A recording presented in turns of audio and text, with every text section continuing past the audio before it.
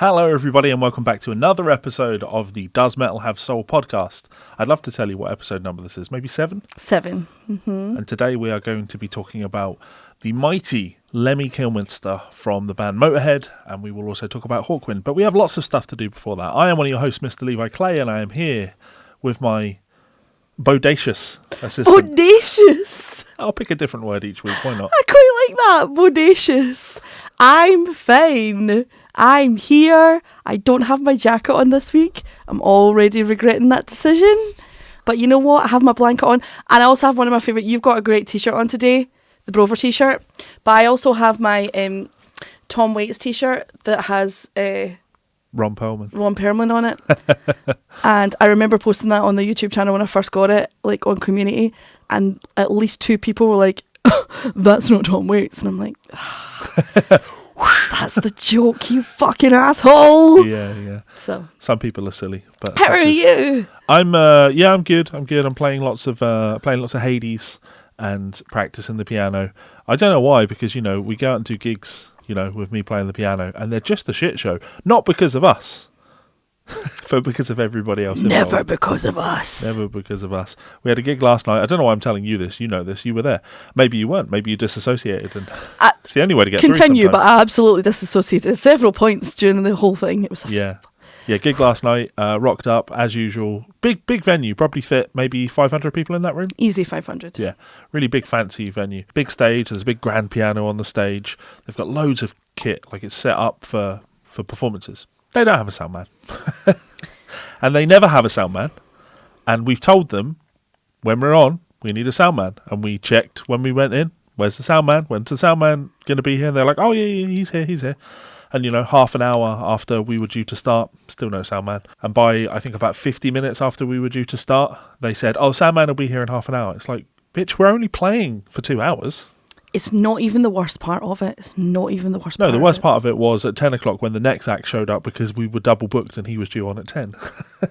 That's not even the worst part of it either. Is it not? I mean, that's still pretty fucking bad. But there was a guy who turned up. Oh, yeah. There was a guy who turned up. And, I know that some people might view my YouTube and think, Melissa's probably a bit of a loose cannon. She's probably maybe borderline unprofessional. I'm never unprofessional. I am the queen of learning everyone's name and always being professional. What was his name? Graham. Ha! In your face, bitch.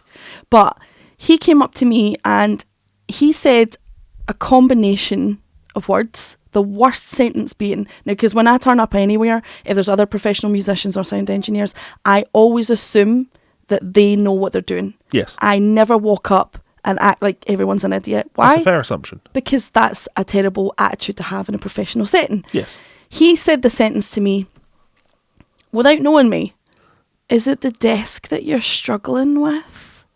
And I swear to God. It's so lucky that he said that to you and not me. You were out of earshot. I would have drop kicked from the stage. But that's the thing, honey boo boo. Yeah. He never would have fucking said that to you because I was there in a bright red shirt with curly hair and a bun, and he took one look at me and made a bunch of assumptions, as we all do as humans. Sure. But one of the assumptions that he made is that I don't know what I'm fucking doing, and I said to him, I was like, "There's no sound engineer here. We have at least 3 instruments on this stage, not including pedals, and we're expected to be able to get levels from an extended stage from out there." Yeah. This is an elevated 4-foot stage. and he went on to talk about how sound engineers cost money, and I'm like, they do. Yeah. I mean, it just baffles me. There are so many that's like going up to punters in a restaurant and being like, "Oh, you want your dinner, do you?" Well, chefs cost money. It's like, yeah, you're running get your fat ass in that kitchen, mate. Your own fucking burger. You're running a fucking restaurant. You should have a chef. You're running a live music venue. You should have a fucking sound engineer, you dumb fuck. Here's the thing, right? Scotland has an abusive relationship with live music. Oh, I thought you were going to say alcohol.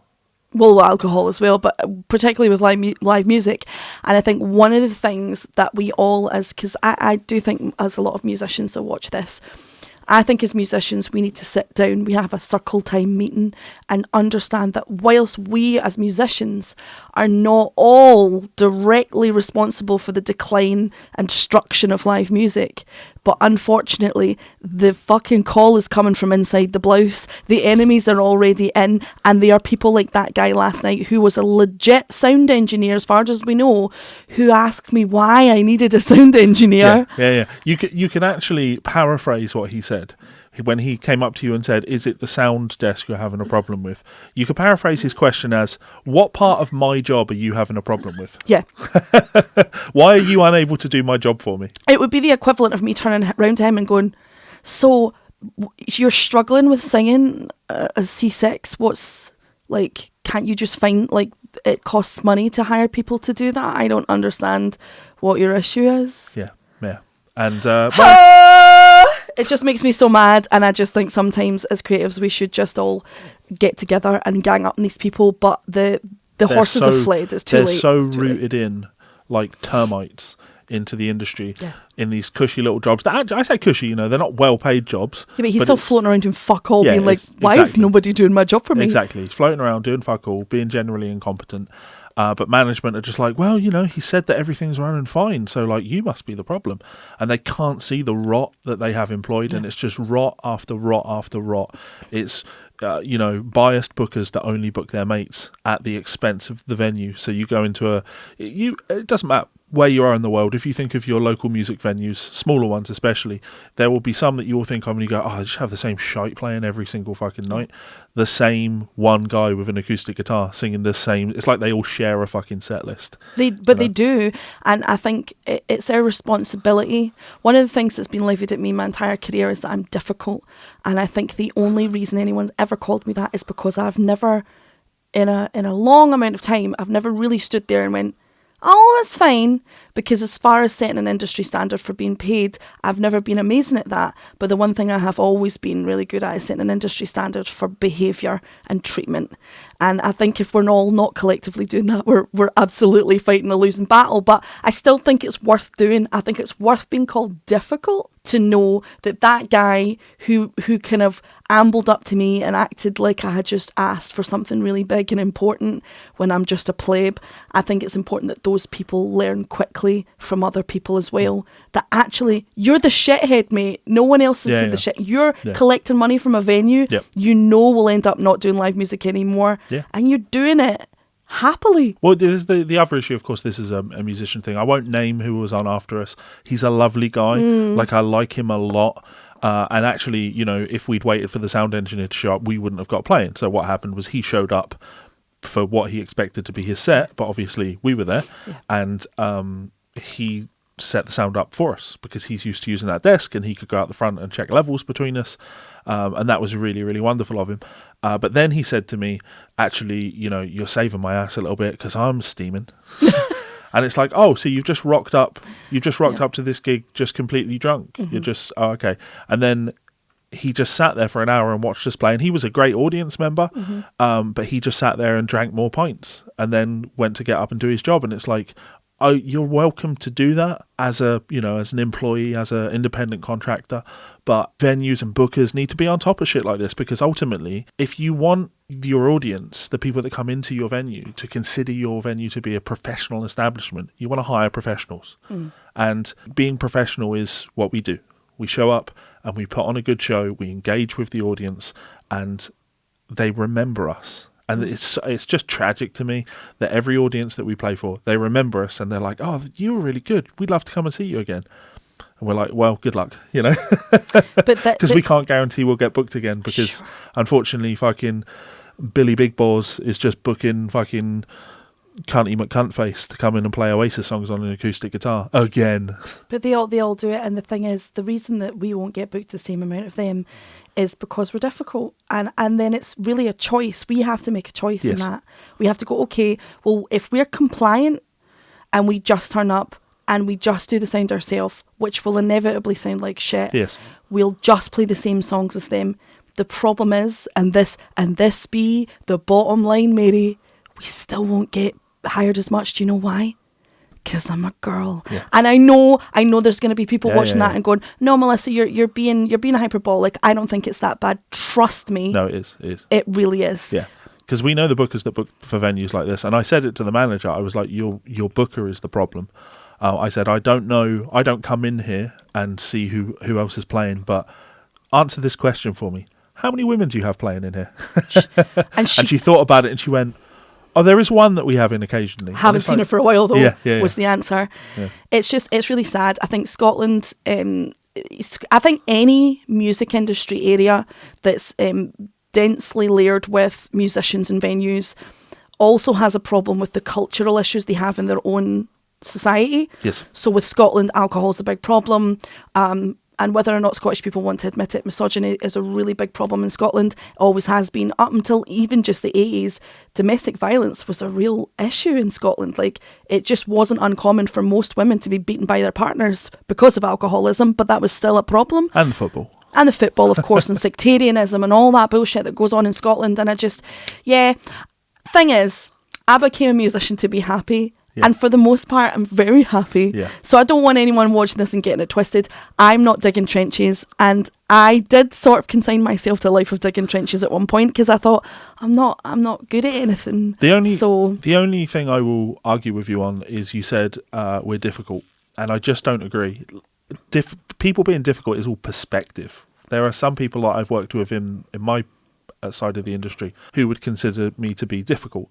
And there are other people that I've worked with who consider me the easiest person that they've ever worked with because I will take the reins, I'll take control of the thing that needs to be done, and I'll do it to the best of my ability. But if I find myself in a situation where I can see there's a lot of fat that needs trimming and things are being done inefficiently, I'm not afraid to say to the person running the show, this person is taking the mick out of you. They're robbing you. You're paying them to do a job, they're not doing it. Yeah. So we are only difficult to the people who are not doing their job correctly, and they see us as a threat because we are. Because if I had my way, I would get involved in all of these businesses and I would root out the inefficient people that are helping to contribute to the destruction of live music, and I would make these businesses more profitable. So the business owners, we're not difficult for them. They love us. They would love us if they could sit and have a conversation with us, see how passionate we are, see how much we want to put in of our own time and effort and money into advertising a thing so we can create and build a thing and have a community event. They'd love us. But unfortunately, you don't get to have those conversations because they've got fucking Johnny Mac, the fucking incompetent old Bruce Springsteen wannabe, just booking his mates. And that's just how it is. And you don't get the opportunity to speak to the owner because Johnny's in charge. And yeah. I mean... Oops, did I just name names? Whoops. Who cares? Who cares? Who literally cares? Like, what's going to happen? Aye. Are you going to not hire me less than you already do? That's not going to happen, Mary. And it's just, I think being a difficult person is a chewy one. This is also always comes as a shock to people when I say it. I'm not a confrontational person. I really hate confrontation. But unfortunately, as I always say to Levi, it finds me every single time. Yeah, it does. I'm really good in a confrontation, not because I want to be. I am an introvert who learned to be an extrovert because she had no other choice. She wasn't given another choice. So when it comes to being difficult, I don't think I'm as brash as you in that kind of setting. I think you're quite happy to be like, what's the fucking deal, bro? Whereas I'm a bit more like, why do you think that happened? It's very rare that I'll do what you do, but it is a symptom of caring. Yeah. Jesus Christ. Jesus! I'm just out here being like, I care about my job and I care that people have a nice time and I care that it sounds the best that it can. Why are you finding this to be some form of roadblock? Yeah. Why is this an inconvenience? Why is this a problem? Like, if you were a heart surgeon, you're like, I just want to make sure that you won't drop dead the minute you leave the table. Oh, well, actually, no, I'm on the clock here, Mary. Like, move it along. Yeah, speaking of moving it along, Metalhead Musings? Actually, while you look for those, I'm going to speak to the audience. So if you're watching this podcast, whilst you're looking for them, if you're watching this podcast, we very much appreciate that. Please do leave us a comment in that comment section below. We read every single comment and we engage with the comments. It allows us to create more content that we can come up with and talk to you. But also, I think we're this 7 episodes in. Viewer numbers aren't where we want them to be. being realistic, viewing numbers aren't where we need them to be for the long-term viability of the podcast. So if you do enjoy the podcast, please do take a second to leave a comment, like, subscribe, and ideally share it with somebody. Tell somebody. Just tell one person about the podcast, and then we promise we'll be here forever. And if the answer, because I have asked a couple of people for feedback, and so far no one's given me any real feedback. If the feedback is, Melisa, shut the fuck up, do tell, because I'm not sitting here being like, oh well, if your feedback isn't you guys rock, then I don't want to hear it. No. If there's something that you think's really chewy and not good, I'm actually not interested in your feedback if your feedback is how good we are, you know. I mean, or how much you enjoy it. I'm not saying I'm not happy to hear it. So difficult. But I'm saying that if there are aspects of the podcast that you don't like or things that you think that we could tighten up, I'm not saying that if you tell us we're going to change them, but hearing that feedback, if we hear enough of the same feedback, you know, because we did have one person on my Discord said that he doesn't like all the cuts in the podcast. He says it feels unnatural and it's not how the Guitar Souls was. And I'm not really up for changing that because the nature of all of the cuts that we have in the podcast mean that it might take away from the flow a little bit, but it gets rid of a lot of unnecessary ums and ahs, spaces in the conversation. It stops a podcast from being an hour and 40 minutes. Instead, we get it down to about an hour and 10 minutes. So we're doing it to save you time. I'm also a liar. I did get feedback from the lovely Martin, and Martin said that he feels that it was too long and he would like something at 30 or 40 minutes. Well, and I did say to Martin, I was like, we're already 16 minutes in. Shit. Also, if any of your feedback is that you would like me not to drink on camera, get fucked. Not get fucked. I have to or I'll die. All right, what have you got for us? Okay. So, Jalcabri 5904 says, love Rainbow. So what if Richie was difficult? He made great music. Did we not establish that the most successful Rainbow songs were written by someone else? We did. Also, did Deep Purple not do fine after he left? Yes. Yeah. Also, are Blackmore's Night very successful? No. The medieval band? Please tell me they're not. No. Oh, it was so bad. I think I liked that one for a couple of reasons, but it was also like the definition between difficult and a stark, raving, mad narcissist. Sorry, I know I refer to Blackmore's Night as like a medieval band, and obviously genres don't exist. I apologise. Let it go, Mabel. I read that and I was like, well, I do think there's a bit of a difference between being like, no, I'm not going to do this unless it's done right, and going, no one ever left Rainbow. People were only fired. And I'm going to go forward and be like, these people were amazing. I give them all the credit, but also they're trash and I had to sack them for not trying hard. I understand what he's going for there, and I don't disagree with him. Yeah, okay, I should be clear. Like, thank you for your comment. I'm not shitting on your comment. I'm shitting on the idea that maybe... You can do both. You can write lots of great music and you can be a shithead, you know? And you're allowed to like somebody or like their music even if you think that they're a shithead. At some point in this show, when we start talking about the 80s, we are going to move on and we are going to talk about Megadeth. Now, I think that Dave Mustaine is a raging shithead in terms of the way he treats people that he works with. That's well documented. But he's still Dave Mustaine, and he still has been at the forefront of Megadeth for the entirety of their career, and he played guitar on and wrote All of Rust in Peace. Therefore, I'm not going to give him a pass for his shitheadery. I'm going to say he writes amazing music, and he's a shithead. Yeah. Richie Blackmore wrote a lot of great music. He's a shithead. Yeah, the disconnection between, like, people...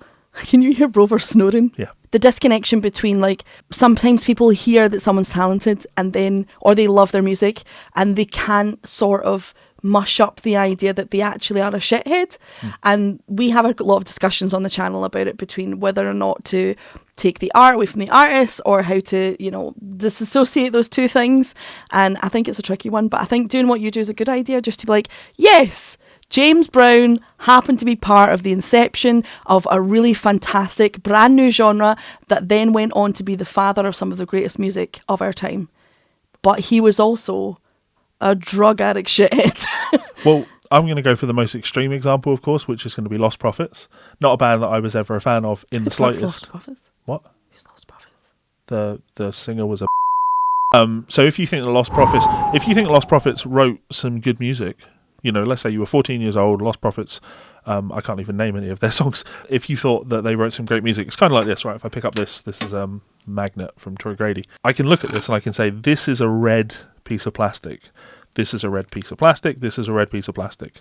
Same with if you like a piece of music. This is a good piece of music. I like this song. This song makes me happy. This is a good song. If I then find out that this red piece of plastic, it's still a red piece of plastic. It is still a red piece of plastic. Nothing about it has changed. Your perception might change, but nothing about it has changed. So I would, with Lost Prophets, I guess it would be unfortunate to find yourself in a position where you've ever said Lost Prophets have some good songs. That's fortunately a position I've never held. But if you've, for years and years, felt that Lost Prophets wrote some really great songs, and then suddenly the songs aren't great because the person is a Can we stop saying? I think still a red piece of plastic. I think it's tricky because I think that, bad behaviour is on a sliding scale, up or down. Which is why I went for the worst human imaginable. Well, that was what I was going to say. There's a slight difference between, James Brown beating his wife. Yes. And, Ian Watkins. And is that his name? Yeah. I'm so glad I've never heard any stories about them. That sounds horrific. But yeah, we have that discussion. It is really hard. I assumed that was something you knew about. If I knew that you didn't know that, I would have encouraged you to do a Lost Prophets reaction on your channel by now. Oh yeah, that would have went down really fucking well.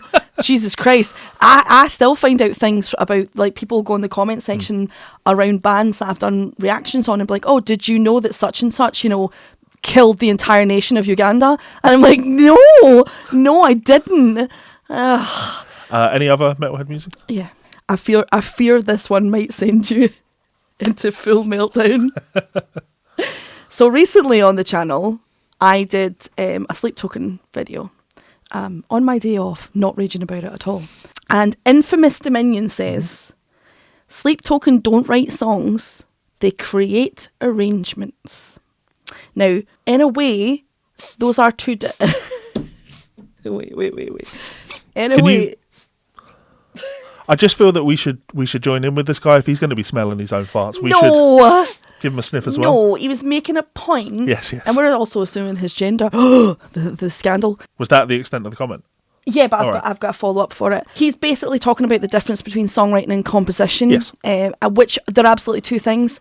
I don't think Sleep Token are making huge compositions. They're not composing. They are writing songs. There is crossover for sure because they are trying to bend the gender... Not the gender, bend the genre of what they're doing. It'd just be easier if we acknowledge there's no genres. But a lot of people, and there's too many to name specifically, yes, came in to point out to me that it was in fact Gabby Rose who played the saxophone at the end of Sleep Token. That's not true. That's not true. And I will die on that hill. That is not a saxophone with a microphone in front of it. And if it is a saxophone, it could be... So we talked about this. It could absolutely be an iwi, electronic wind instrument, because I know in your video you talked about it being programmed, and I immediately took issue with you when I was listening back. I was like, oh, it's not programmed. It's not like somebody sit and click this through. I felt that it had been played on a synth, because that was not an acoustic saxophone recorded with a microphone. I guess, all right, there's maybe an element where I could be wrong on that. You could record an acoustic saxophone with a microphone and have a shit ton of compression on it, so there was no dynamic variation in it, and you could also use pitch correction after the fact to make sure that everything was in tune, like bang in tune. But no, not a saxophone. I think for me the one thing that kind of stuck out, and it was kind of like the way I said about Ronnie Radke singing in hip hop in a hip hop setting, despite the fact they went into this weird busted punk pop thing at the end of that song, is that if you're going to choose to genre bend or include other genres, I think do it respectfully, which I do think Sleep Token do. But I think the one thing that kind of annoyed me in the comment section was everyone's talking about how amazing the sax was. Now, whether it was played, programmed or whatever, it wasn't a great solo. No, it wasn't. And if you did that in jazz, even if you did that in a grassroots jazz venue, everyone would be like, oh, okay, well done, but then secretly be like... Yeah.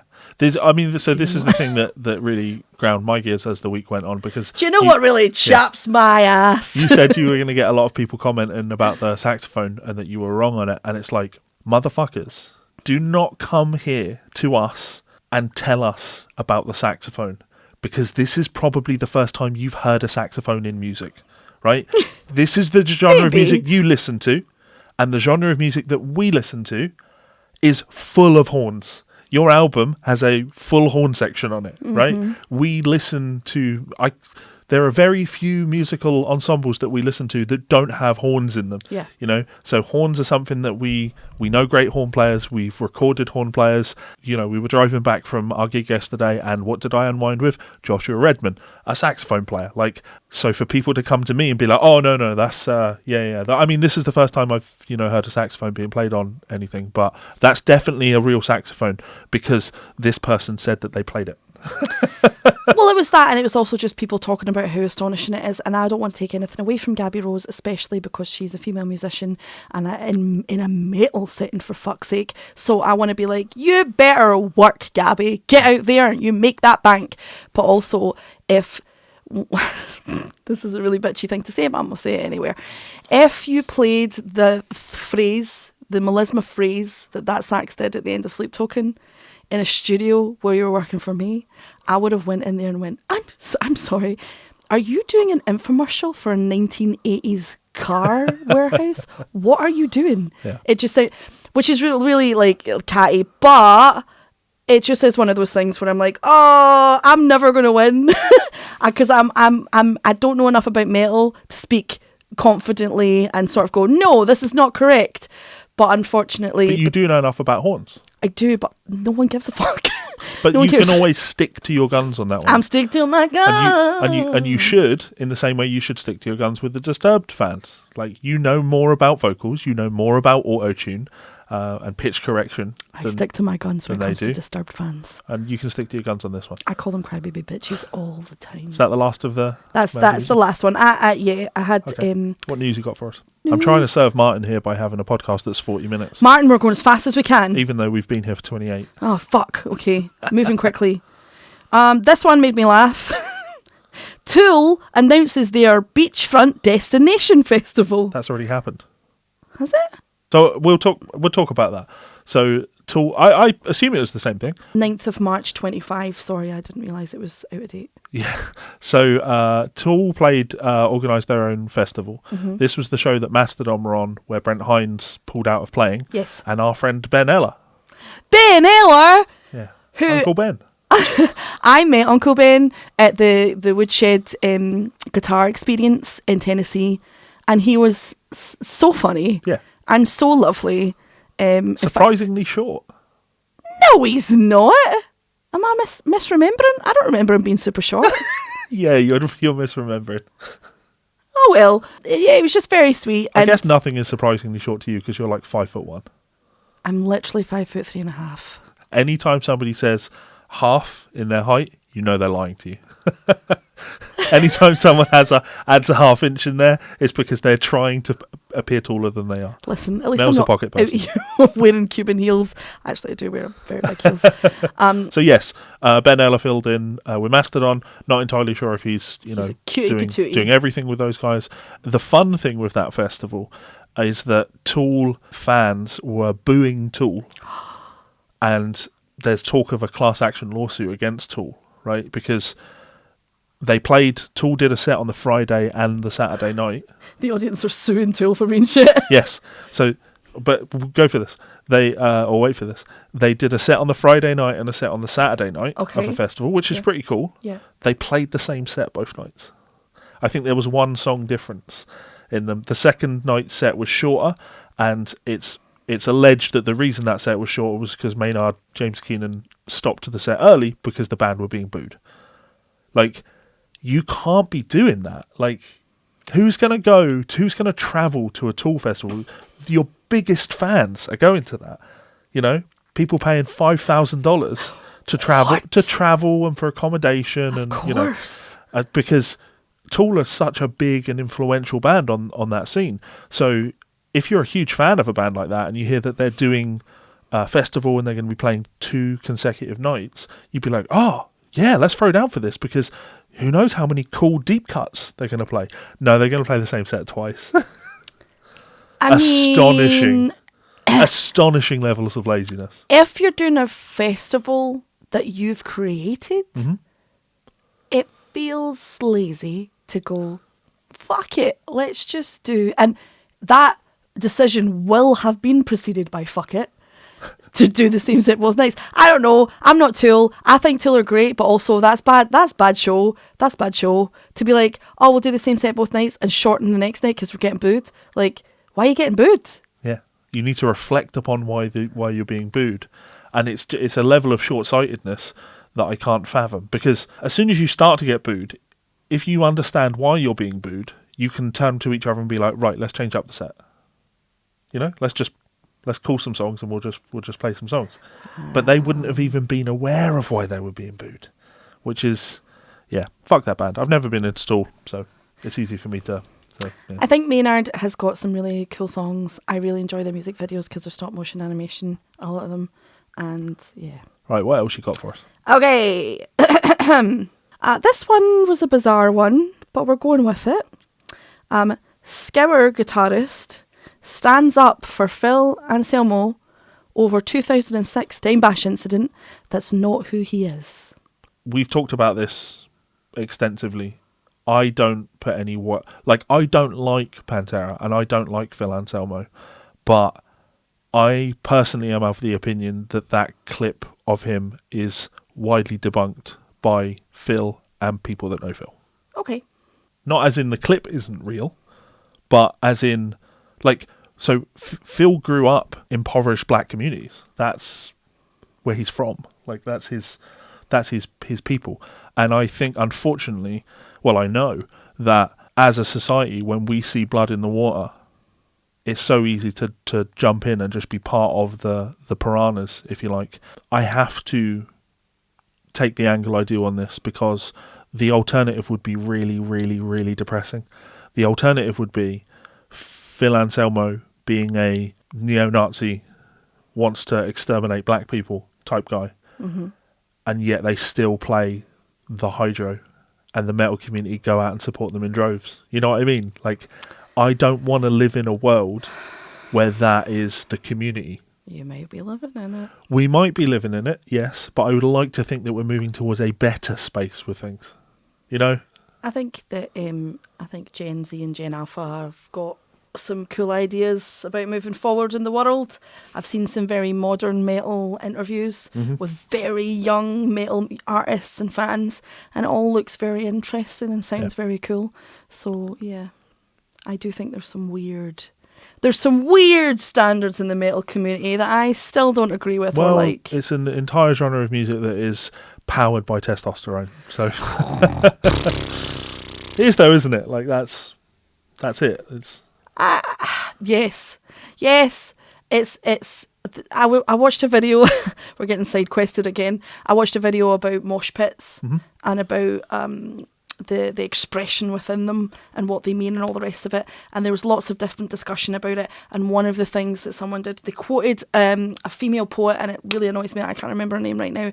But one of the things she said was that men create these things so that they can touch each other, not in a sexual way, not any of these things, but they do that so they can interact with each other in a way that unfortunately society has created this weirdness around. You couldn't, for instance, go up to Mike and just give him a kiss on the cheek. That would be considered bizarre. But no one would flash an eyelid. No one would care if I, for instance, went up to Hayley and kissed Hayley on the cheek. Hayley would get the immediate gay panic. But do you know what I mean? I think she'd like it. I think she would. Yeah. But do you know what I mean, though? And yes. And it's kind of sad. And I watch it and I don't know. There's something in all the chewiness of metal between. It is absolutely powered by testosterone and it is absolutely powered by rage. But I also feel like in a kind of vulnerable way, it's powered by the need to express your gender and your maleness in an emotional way that's not going to get judged harshly. Maybe, but I don't want to go in a mosh pit, and there are lots of people at a metal gig that don't want to go in a mosh pit. What else? What other news have you got? That's all the news I've got. Oh, okay, all right, cool. So let's move on. We are going to talk today about one of the precursor bands in the new wave of British heavy metal, Motorhead, and a little bit about Hawkwind. So what can you tell me about Hawkwind and Motorhead?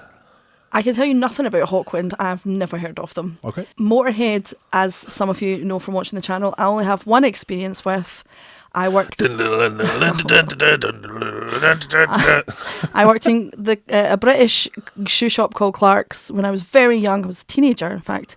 And for back to school, which is roughly a period of 6 weeks, they played their theme song for back to school, which was the Ace of Spades by Motorhead.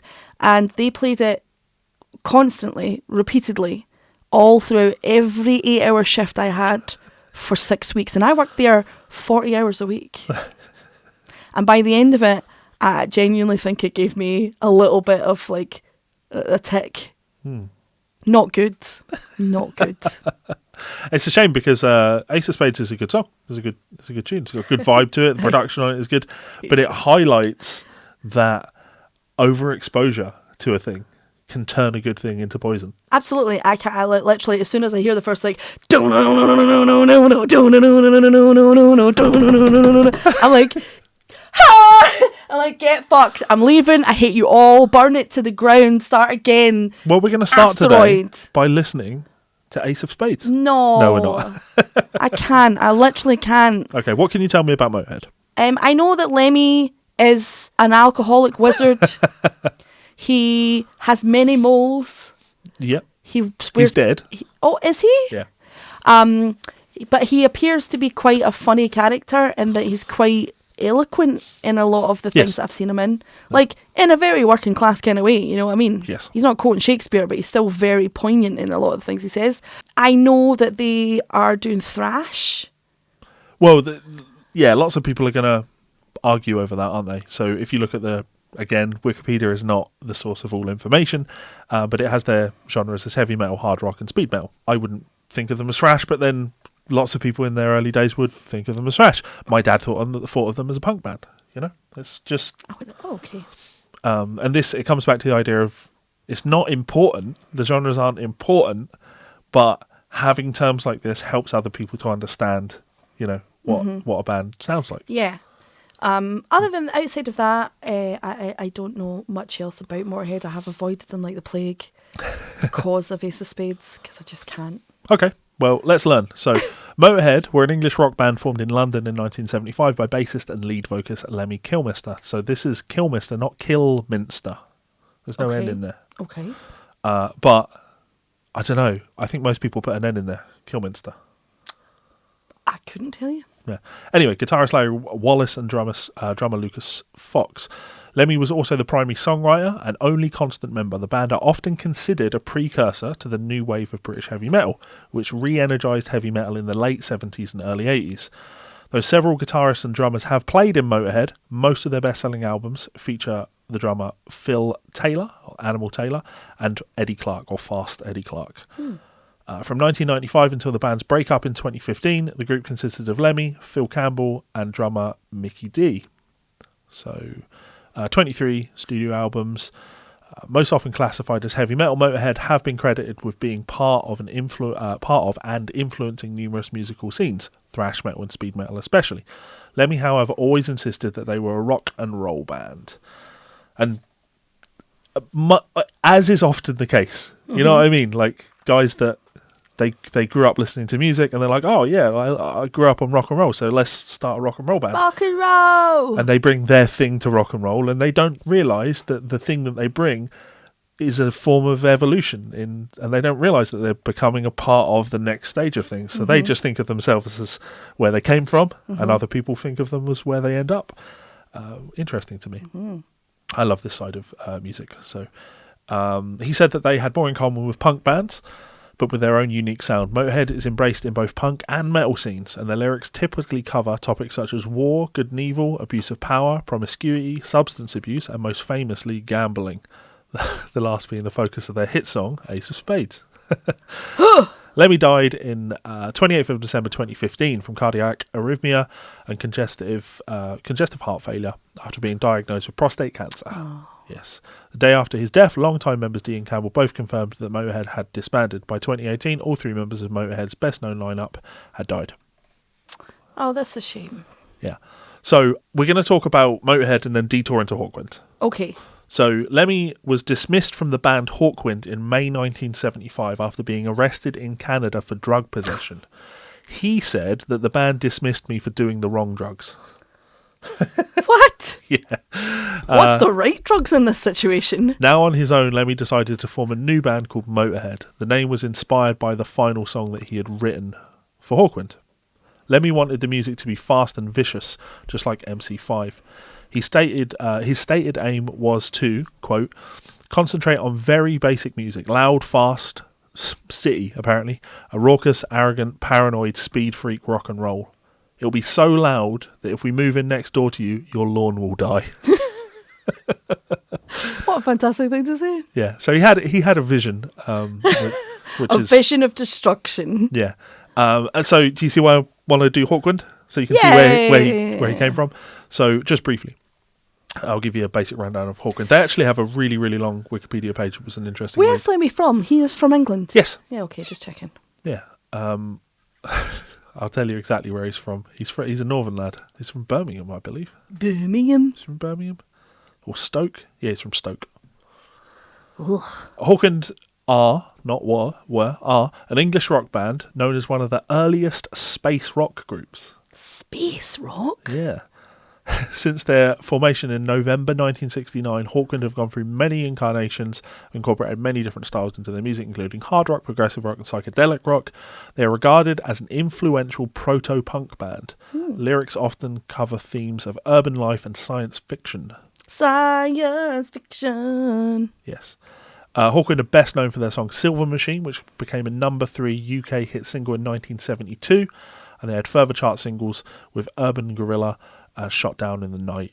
The band had a run of 22 of their albums charting in the UK from 71 to 1993, and another 9 between 2012 and 2024.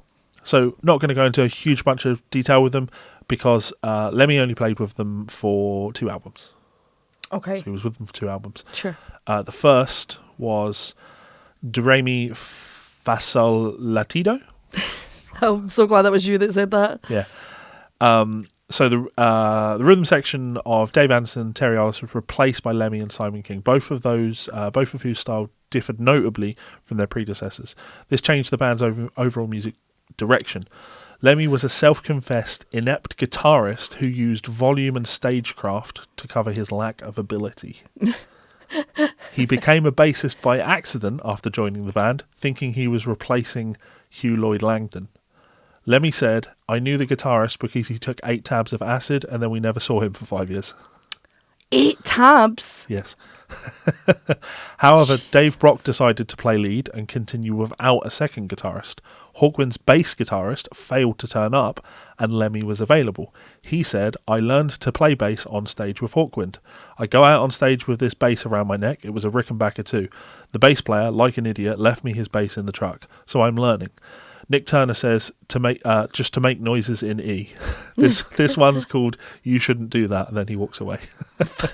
This led to Lemmy's very unorthodox technique. Lemmy stated, I don't just play bass like a bass player. There are complaints about me from time to time. It's not like having a bass player. It's like having a deep guitarist. Huh. Yeah. Okay. So why don't we go and check out a song from that record. Are you ready? Yep.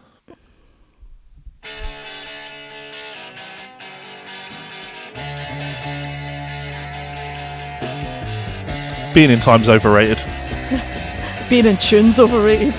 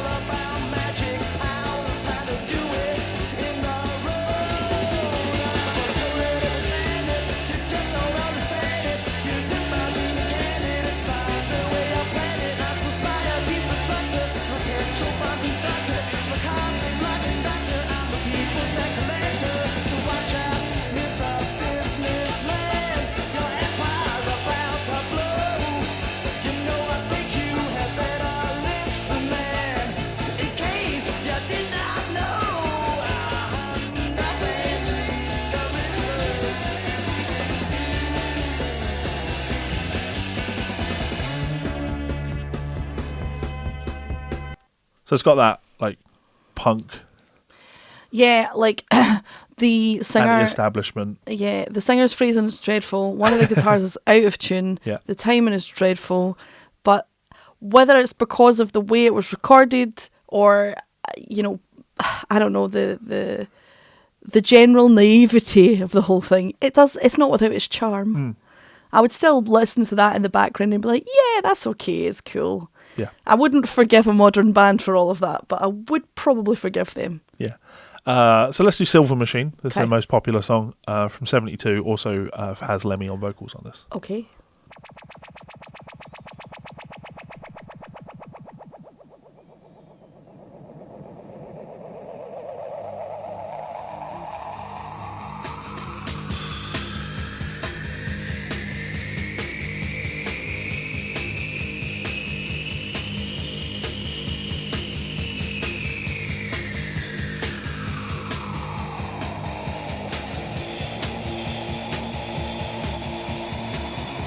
This is live Oh, at okay. the Roundhouse.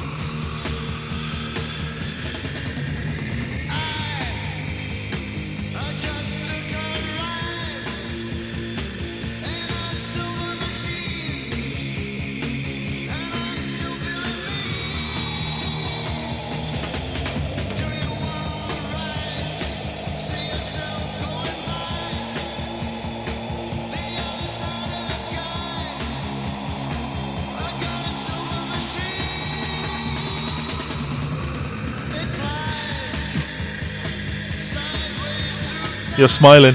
It's just the drummer rushing to get to the...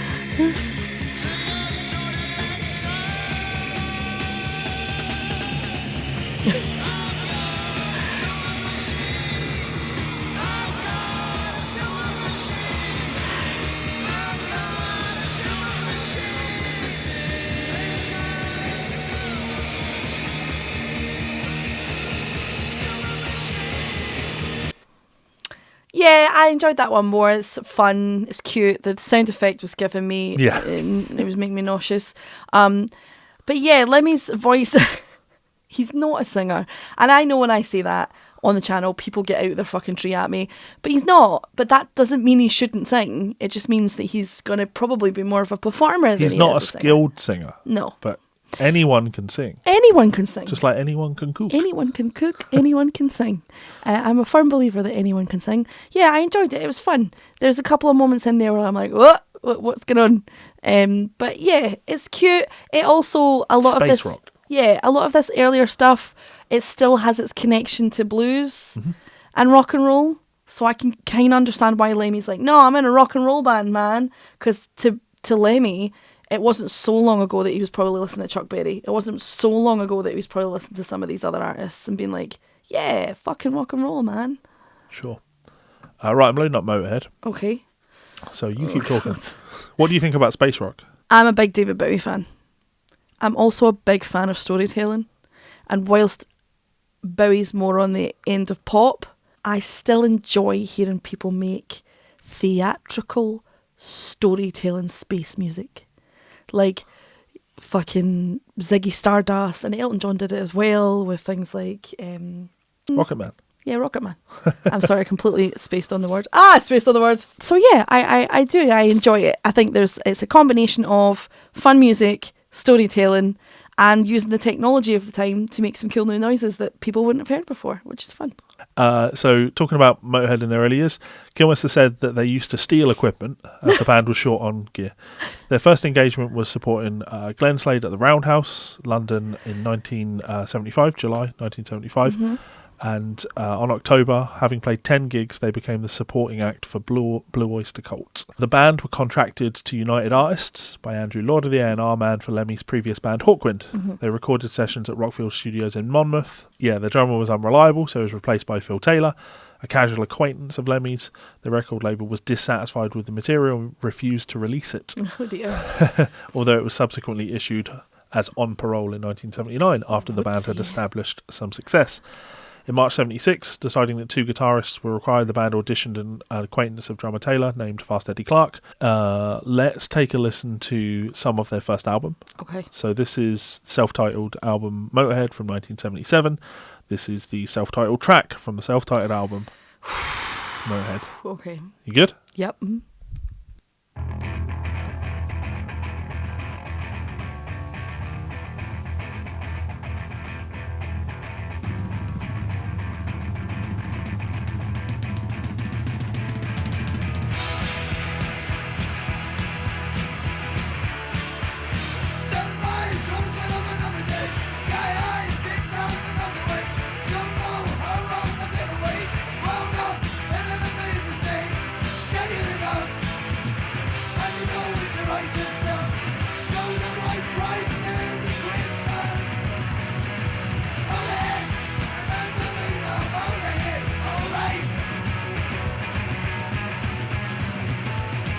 Rock and roll. Yeah. Loud though. Oh. Like you'd have fun at a gig like this. Yeah.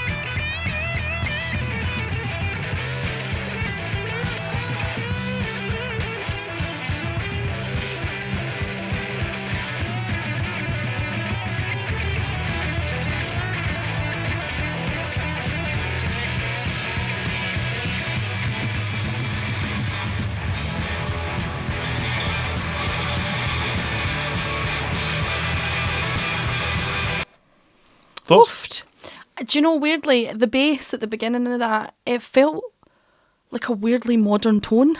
Mm. And it's obviously not a modern tone, but obviously just people have copied it from modern bands. Yeah. Not bad at all. Like, tone-wise, not bad at Playing all. like a guitar player, right? Yeah. He played a lot of chords. Lemmy played a lot of chords rather than on the bass. Just like playing power chords. They've doubled his vocals in that, right? I wasn't paying that close attention. Oh, okay. I'm pretty sure they have.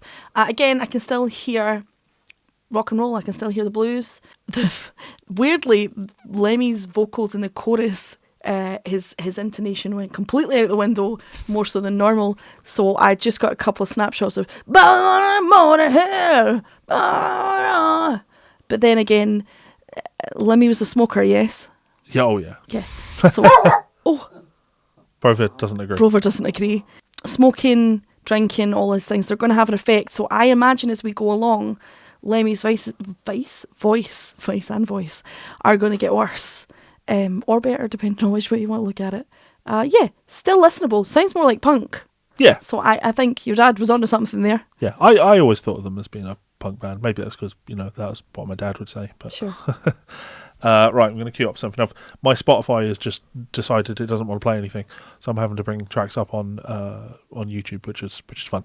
So in July '78, the band returned to the management of Douglas Smith, who secured a one-off singles deal with Jerry Bronze Records. The resulting Louie Louie single, a cover version of Richard Berry and the Kingsmen Standard, was issued in September, peaking at number 68 on the chart. Let's have a quick listen. 68. Oof.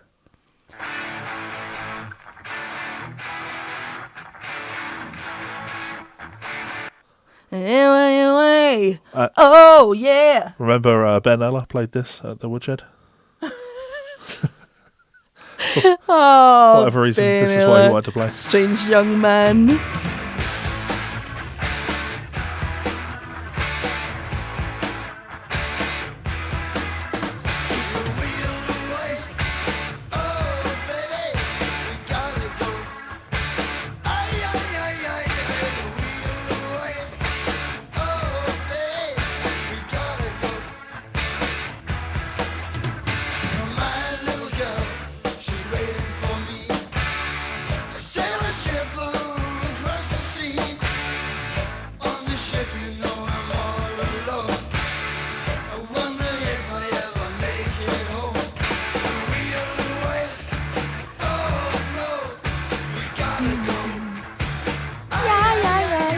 yeah. Thoughts? It's fun.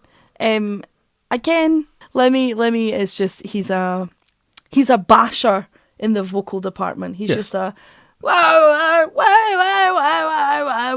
But that's cool, no?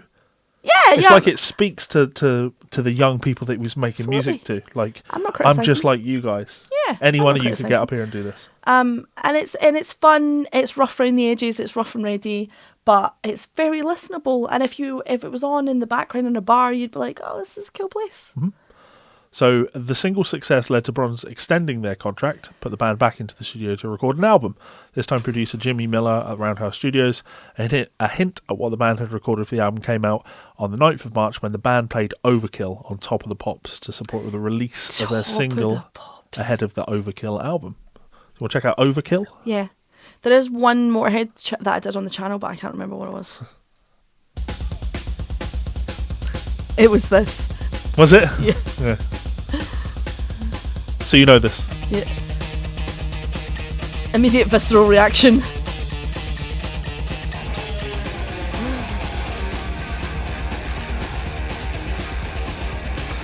So those drums, that's speed metal, you know? Yeah.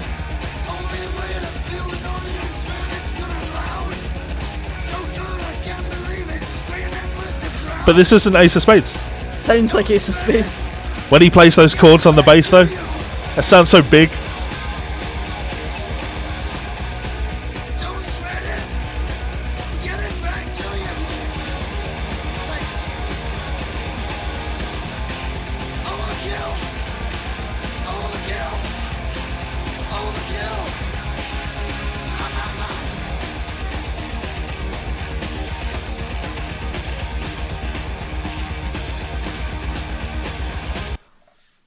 So you look like you're having an episode whilst listening to that. Because the melody is so close, if not the same, that...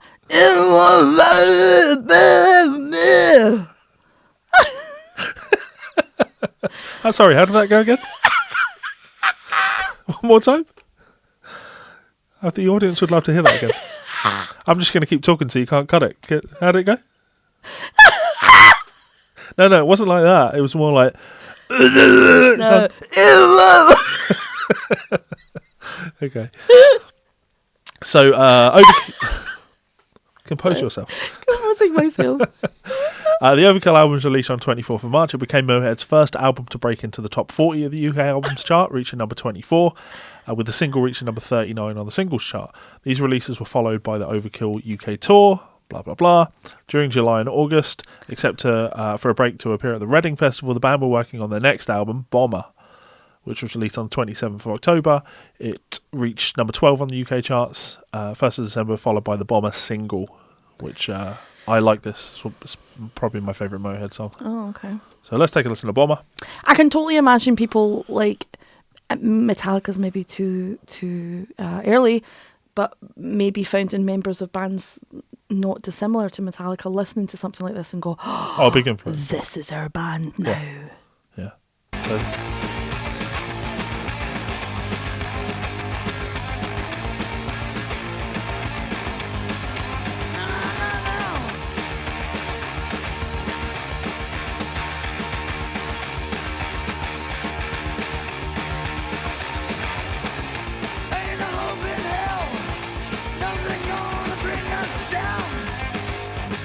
I think his vocals are good on this.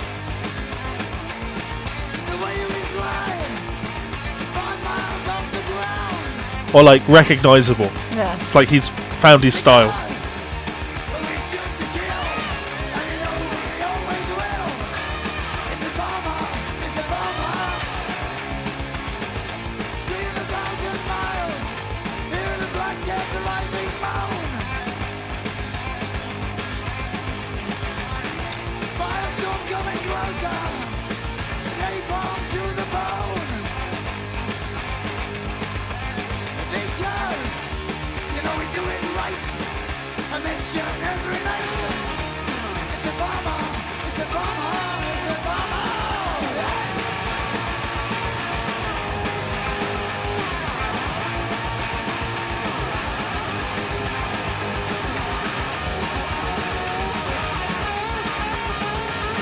Just loud blues rock playing.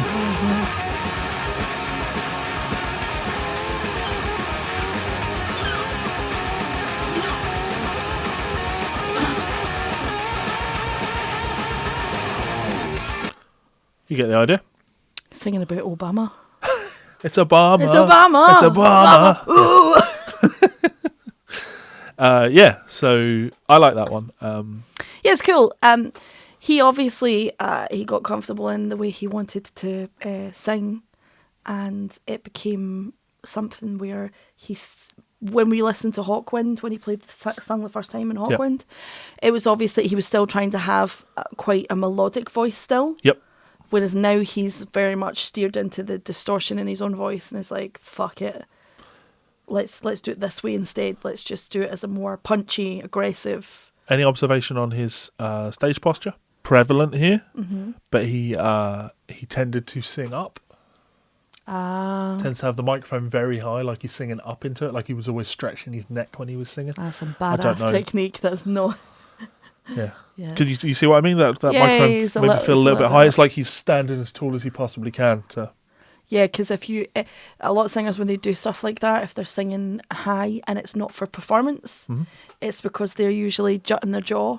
Right. Or straining in their throat and their jaw to go... Yeah. Yeah. So the Bomber Europe and UK tour followed with support from Saxon, who is a band that we'll probably briefly talk about next week. Stage show featured a spectacular aircraft bomber-shaped lighting rig. During the Bomber tour, the United artists put together tapes recorded during the Rockfield studio sessions in 75-76, released them as the album On Parole, which peaked at 65 on the UK albums charts. Hello, smelly boy. Is he a bomber? Are you Obama? On the 8th of May, 1980, while the band were on tour in Europe, Bronze released The Golden Years, which sold better than any of their previous releases, reaching number 8 in the UK singles chart. The band had, however, preferred the title of Flying Tonight in reference to the Bombers' lighting rig.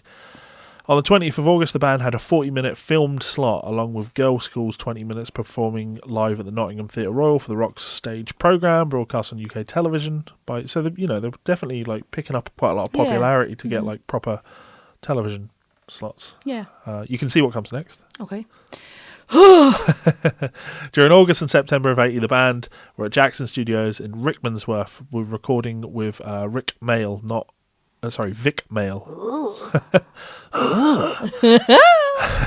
The Ace of Spades single was released on the 27th of October 1980, preview for the Ace of Spades album, which followed on the 8th of November. The single reached number 15 in the album. That's pretty good. The single reached number 15 and the album reached number 4 in the UK charts. Damn. The latter being the highest position of the band's history. Bronze celebrated its gold record status by pressing a limited edition of the album on gold vinyl.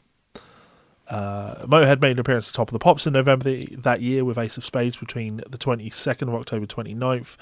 The band were on their Ace Up Your Sleeve UK tour with support from Girls' School and Vardis. Also made an appearance as guests on the ITV children's show Tiswas. And a children's show? Yeah. The Arizona desert style pictures on the album sleeve and tour cover were taken during a photo session at a sand pit in Barnet. Ace of Spades, considered to be the definitive Motorhead anthem, put a choke on the English music charts and proved to all that a band could succeed without sacrificing its blunt power and speed. Yeah, I mean, 4 on the album is pretty good going. Especially considering I wouldn't have thought that feels very much like the kind of music where your parents would be like, it's just noise, noise, get that shit off. Yeah. So I'm surprised that they managed. But then I think with a lot of these bands who are doing rock and stuff, because it's controversial, kids gravitate towards it because of that, and that makes it more popular. You ban something and all of a sudden everybody wants it. So this is the cool part. Well, coolish. The band had more chart hits in 1981 with the release of the St. Valentine's Day Massacre EP, their collaboration with Girls' School, which reached number 5 in the UK singles chart in February, the live version of Motorhead, which reached number 6 on the UK singles charts, and the album that it was taken from, No Sleep Till Hammersmith, reached number 1 on the UK albums chart in June. Damn. So that's a great record. Mm-hmm. Let me bring it up. So it was their. I wanted to double check that it was their first live album, and I feel it's one of the all-time great live albums. what we should play off here that isn't Ace of Spades. Let's play No Class. And this is called No Class. See him looking up. Also, just the way his voice was when he was talking there. Woo!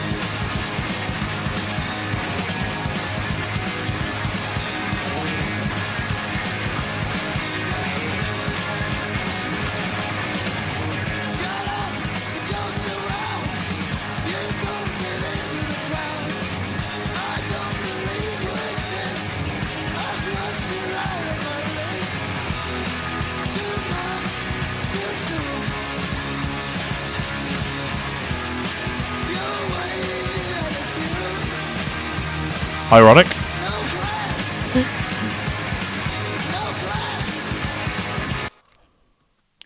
Whew.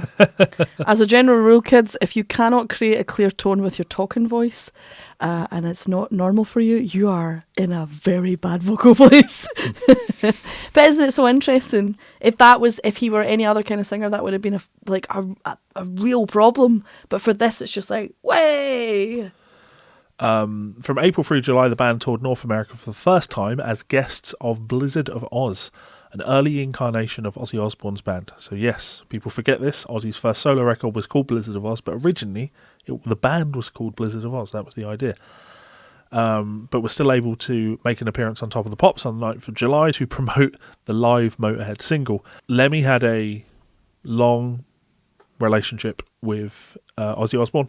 Oh, okay. They wrote a lot of songs together. Mm-hmm. A good example would be the song Hellraiser.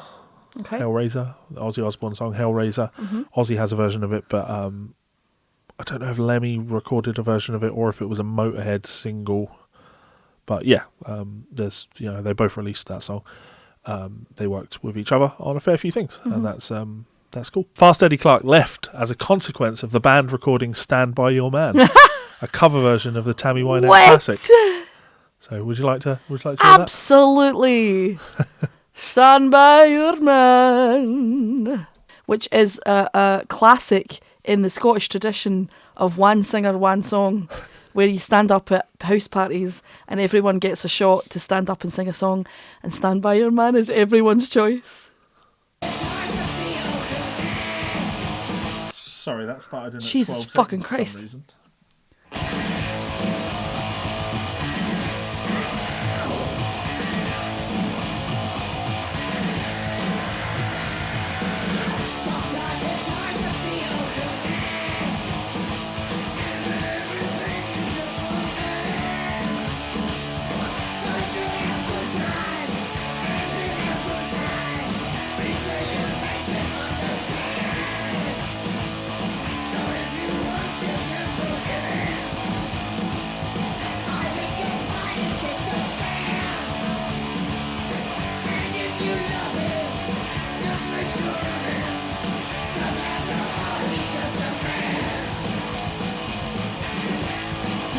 Punk. Yeah.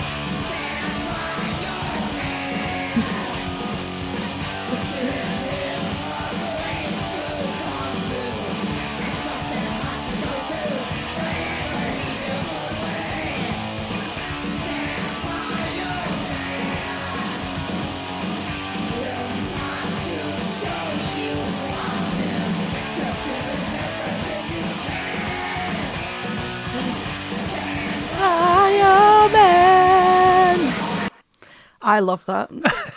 I want that in the background of a movie where some Uma Thurman-esque woman has a baseball bat and she's just beating fuck out of people. That's what I want. So yeah, it's a duet with Wendy O. Williams of the Plasmatics. Wendy O. Williams. And I just love that, Clarke felt that the song, Fast Eddie Clarke felt that the song compromised the band's principles, refused to play on the recording and resigned. Okay, so let's unpack that just for a second. Yeah, it's a dumb take.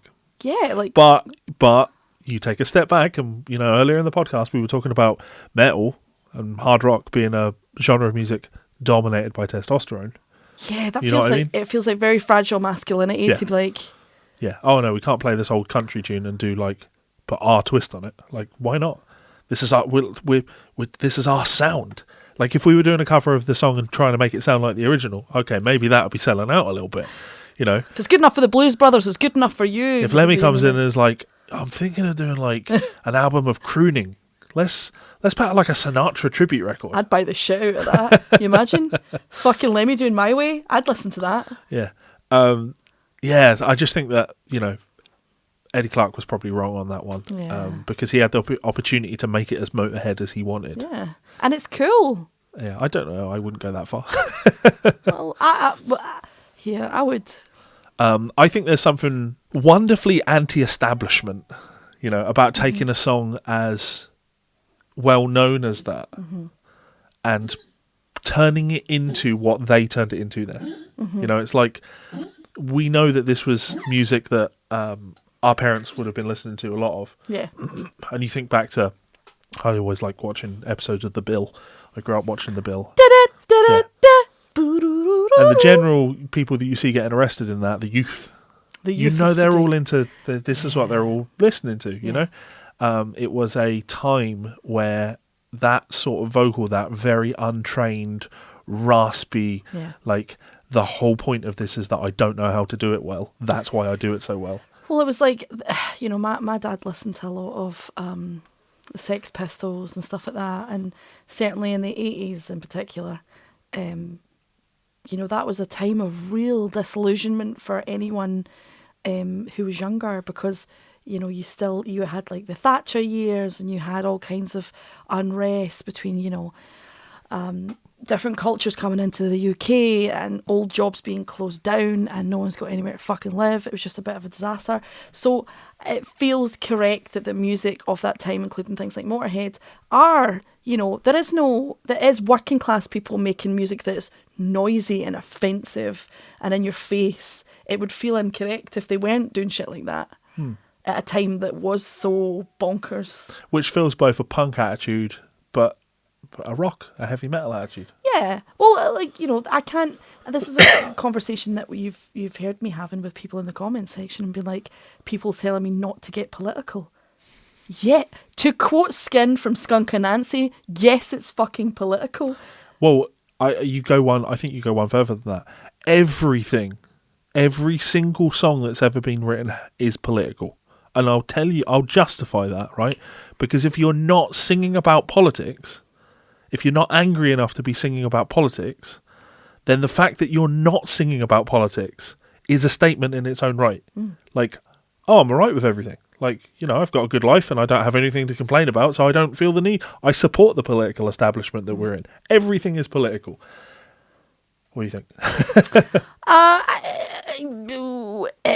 Yes. I think it's hard. I think I would very much like to be the kind of songwriter who writes a lot of political things, and you can argue that certain songs of mine, things like I'm the Boss, is technically a political discussion, or more of a social discussion. Point being is, I think it's in the weird dystopian end of the world time that we live in, having everything be political is exhausting because there's too many political things going on.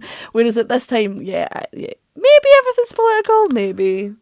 Yeah, it's a take. It's not a position that I've held for more than the last 2 minutes. I was going to say. But, when you wrote Redefined, yes, the fact that you're not writing about things that are happening in society is a statement in its own right. You could be doing that. You could be contributing to the political fight, but instead you want to not. And I feel that you can analyse that as a political statement of its own. Well, I would rather write murder ballads because I really am that nihilistic, and I don't think there's any point in writing. I think the use of music as a political statement is somewhat gross nowadays, because we are so much part of a horrifying machine where we pay Spotify for listeners. So it feels wrong. And yet I can't listen to it. You can't fucking listen to it. Whereas back then, it was just so much more of a statement. Yeah. It was so much more of a statement. It was cooler. Cooler's probably not the correct word, but it was. Someone releasing an anti-establishment song now on Spotify feels disingenuous. Yeah. Yeah. I'm just thinking really long and hard about that. Everything being political, and how firmly I can stand by that. But I love in metal. I love bands like Symphony X. Now, Symphony X sing about dragons, Well, they don't. But you put on an album like the Odyssey, and it's Greek mythology. You know, what's political about that? Well, if a band releases an album like that at a time, during a recession where there's poverty and unemployment, and you're not singing about that, and you're not drawing attention to that, and you're not taking up arms, I don't know. It feels kind of political to me. Yeah. I'm not going to go against it, because I do think that songwriting. I don't want to get into a rant about me and Owl talked about it on Discord recently. I don't want to get into the fact that songwriting is becoming less and less a working class person's outlet for expression.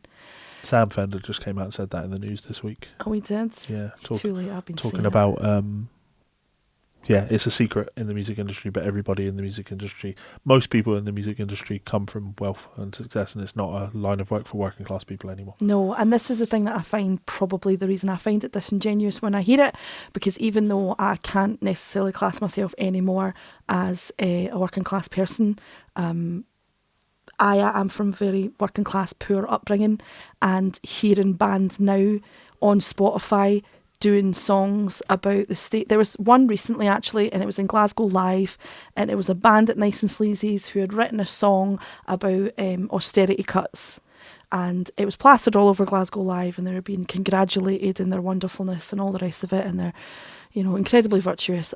However, I guarantee you that every boy in that band is from a wealthy background, because they stood on stage with guitars that no working class musician can afford to talk about austerity, and it just felt fucking gross. Yeah. And El brought it up because he mentioned, "Oh, Melissa, you should play that game. Thank goodness you're here." I played it.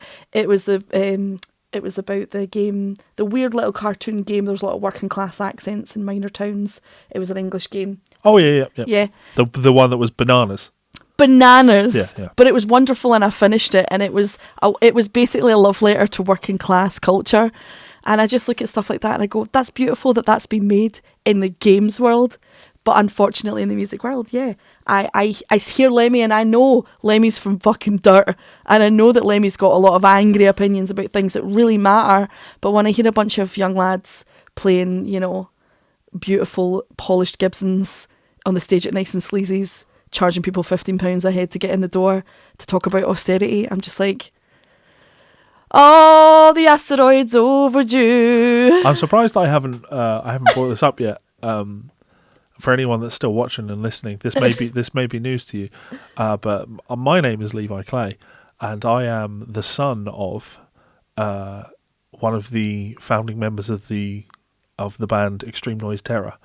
And when I listen to Motorhead, it reminds me of that. I understand the music that my dad was listening to when they would go out and be Extreme Noise Terror, who were one of the first and most influential bands in the grindcore scene. I just think that you've essentially said it. There was so much happening in a Thatcher world and a post-Thatcher world. So much going on. Such a disenfranchised youth. Mm-hmm. But they were going out and doing something about it in their culture, in the music, and not much has changed in all senses.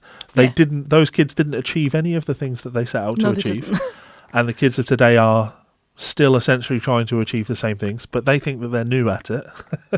They think they've just come up with these wild ideas. Yeah, and they've got good luck to them. I very much take the opinion that if you are really politically charged as a person and an artist, that I do, for the most part, salute you, because I think it's the biggest, thankless task for anyone to do. But I do think it's very much evolved in 2025, and it's kind of like what I do when we've talked about this before. It's a radical stance that I take, but if anyone's at a riding room with me on a Wednesday, if anyone chooses to scream political slogans into the microphone, which has happened many times, I stop the act immediately and I lecture the room. I know that, and I know you're like, Melissa, this sounds like a wonderful gig. Why isn't it more popular? No, I do stop. It is popular. It is very popular, but I do stop the room and I go, to protest in a room full of people who agree with you is not to protest at all. if you really hold these things dear, go out into the world and find other ways. Become a lawyer and It's change not legislation. protesting at that point. It's shouting a catchphrase. It's shouting a catchphrase, and I don't want to fucking hear it, because I do. And some people have talked to me and been chewy about it and been like, you should, when people shout things like that, you should encourage them. It's like, no, because whilst I'm a nihilist who used to be an optimist. I used to love the world, and I used to protest, and I used to create movements, and I used to go and do all these things, all for nothing. And I'm not saying that people shouldn't. It's just that I can't anymore, or I will unalive myself. But yeah, I watch kids do it, and I go, yeah, fuck yeah. But it's such a strange world in music. Shouting out trans lives matter in a gay bar is Pointless. the laziest thing in the world. I would march that person into one of the Celtic bars and be like, go on, shout it. Mary, the reason that my stance on that started was because I go around to riding room and I let everyone sing. Everyone gets the opportunity to sing. Doesn't matter if you can sing or not. It's a sing along. Everyone sings. And I gave the microphone to a young lad, and he shouted equal rights for women.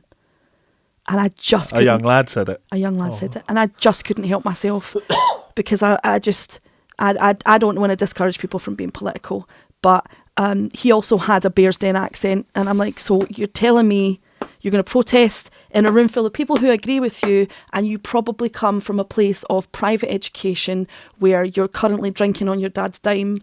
I don't want to fucking hear it. Well, one thing I will say, and it feels like a heated way to end the episode, and I'm going to quickly end the episode after.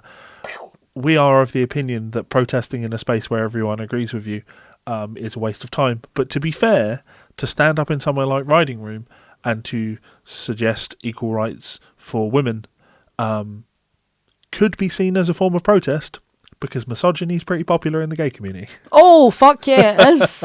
Don't get it twisted. Yeah. I think there's a genuine feel that, if it's an LGBTQI space, that it must be incredibly inclusive. And no. Gay men are just as guilty as deep misogyny, if not worse, because they feel themselves to be more privileged than a regular heterosexual man to be able to say or do incredibly misogynistic things. No, but I'm one of the girls, don't worry about it. No, you're not one of the girls. Do you have keys pressed between your fingers when you're walking down certain alleyways in Glasgow? You're not one of the girls, boo. That feels like a nice fun way to end things. But the thing is, right? I listen to Lemmy and I'm like, I was born absolutely too late, because if I hadn't been as psychotically optimistic and full of, rage for humans and wanting everything you to be better. You probably would have been into this music. I probably would have been, and it probably would have been amazing. But I was born now and I had to listen to Ace of Spades and Clark's. Yes. So thank you so much for watching. We encourage you to leave a comment below, hit that subscribe button, and give us feedback. It is all very much appreciated. Anything you want to add? Thank you as always to anyone that comments. I do read them all. I've literally read them all. Some of them I've not got back to, but I will do my best to get back to everybody. But yeah, just keep watching, share. We've had some pretty low reviews. It would be lovely to get some more further afield. So if you know people who maybe like to listen to podcasts in the background when they're doing things, maybe pass it on to them. And links for everything that we discuss as far as things that we're watching. You can link them in the description. Cool. See them. So until next time. Suck a bag of Richard. Ooh.